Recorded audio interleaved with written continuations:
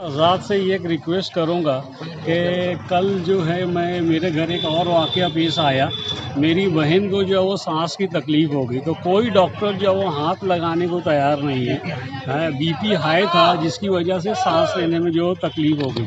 तो ये डॉक्टर उनको चेक क्यों नहीं कर रहे हैं? जबकि कोई भी तरीके का टेस्ट नहीं रहता है, ना पॉज़िटिव रहता है, ना कोई टेस्ट, लेकिन साफ बोलते हैं कि हम साँस के मरीज़ को नहीं टेस्ट करें, तो हम लोग जाएँगे कहाँ यहाँ पर? समझिए। तो ज़रा-सा डॉक्टर आज़ाद से मेरी एक रिक्वेस्ट है कि ज़रा-सा थोड़ा-सा और इसके अंदर जो है क्या आप लोग आपकी लाइन से कर सकते हैं, तो मेहरबानी करके कीजिए। समझिए। मैं शहर के तमाम डॉक्टर हजरात से ये कहना चाहूँगा, ये अपील करना चाहूँगा कि वो ये उज़्र पेश कर रहे हैं कि सांस के पेशेंट्स मत लें। अब सांस तो सभी लेते हैं और प्रेशर हाई हो जाता है या किसी को कार्डियक प्रॉब्लम है तो उस पेशेंट को बहुत कम समय होता है उसके बाद उसको स्टेबल करने के लिए। तो आप लोग बेफिक्र होकर तमाम ऐसे पेशेंट को जो बीपी हाई है जिनका या हार्ट के पेशेंट है उनको चेक कीजिए।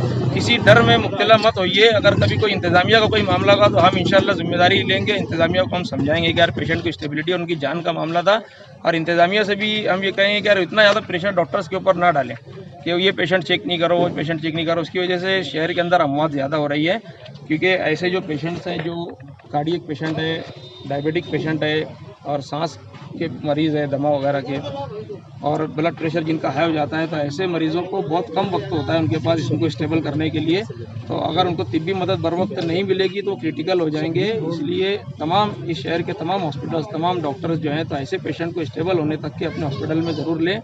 और कभी उनको निमोनिया इस टाइप की कोई शिकायत है तब उनको कहीं रिफ़र आपका अगर करना ज़रूरी है तो वहाँ कीजिए, लेकिन उनको जो प्राइमरी जो एड है, जो फर्स्ट एड है, वो आपके हॉस्पिटल में उनको मिले, ऐसे इंतजाम आप कीजिए। कम से कम बातों से अच्छा कम से कम बातों से उनको, उनका जो डिप्रेशन है उस वक्त एंग्जाइटी है, डिप्रेशन बहुत ज़्यादा इसमें होते हैं पेशेंट, तो उनको स्टेबल करने के लिए उनको चेक कीजिए। क्योंकि जो डॉक्टर्स बोल दे रहे हैं कि हम इनको हाथ नहीं लगा सकते, आप वहाँ लेकर जाइए, तो पेशेंट ऐसे ही घबरा जा रहा है। तो इसलिए हम तमाम शहर के तमाम डॉक्टर्स जो हैं, तमाम हॉस्पिटल्स, उनसे मैं पूरी ज़िम्मेदारी के साथ अपनी ज़िम्मेदारी के ऊपर कह रहा हूँ कि वो ऐसे पेशेंट्स को बराए मेहरबानी ज़रूर चेक कीजिए। उनको पहली मदद जो है वो अस्पताल से आपके उनको पहुँचाइए। फिर उसके बाद अगर कहीं ज़रूरी लगा आपको, अगर उनको निमोनिया है या कोविड जैसे कोई सिम्टम आपको अगर कभी नज़र आ रहे हैं तो उसके बाद कहीं रिफ़र करना है, लेकिन पहली मदद उनको आपके हॉस्पिटल से उनको मिलना चाहिए अगर वो आ रहे हैं तो। अगर इस मामले में अगर इंतज़ामिया की तरफ से या कोई सरकारी दबाव अगर आपको अगर आता है तो हम अपनी पूरी ज़िम्मेदारी के ऊपर इंशाल्लाह आपकी मदद करेंगे, ये मैं वादा करता हूँ आपसे। बहुत से लोग क्वारंटाइन के अंदर से बहुत कुछ बोलना चाहते हैं, लेकिन उनमें डर का माहौल है, ऐसा क्यों है? डर का माहौल इसलिए है कि वो पहले तो ये कि यार साइबर सिक्योरिटी सेल वाले या इंफॉर्मेशन वो लोग ट्रैक कर रहे हैं, इस तरीके की बातें पहले चली। लेकिन जब हमने पंकज आशिया सर से बात की मीडिया वालों ने, तो उन्होंने कहा कि अगर क्वारंटाइन सेंटर में लोगों को तकलीफ़ है और अगर वो अपनी शिकायत कभी मीडिया वालों से कर रहे हैं और वो उसके ज़रिए हम तक अगर पहुंच रही है तो ये हमारे लिए अच्छा है, ताकि हम उसके अच्छे इंतजाम कर सकें।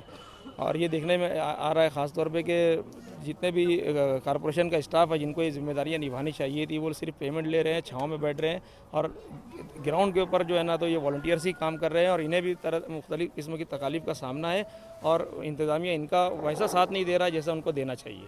ऑफिसरान कॉल नहीं उठा रहे जो जिम्मेदारान है, तो कैसे ये मामला हल होगा? कैसे लोग नेगेटिव से घर जाएंगे अच्छे होकर, पॉजिटिव से नेगेटिव?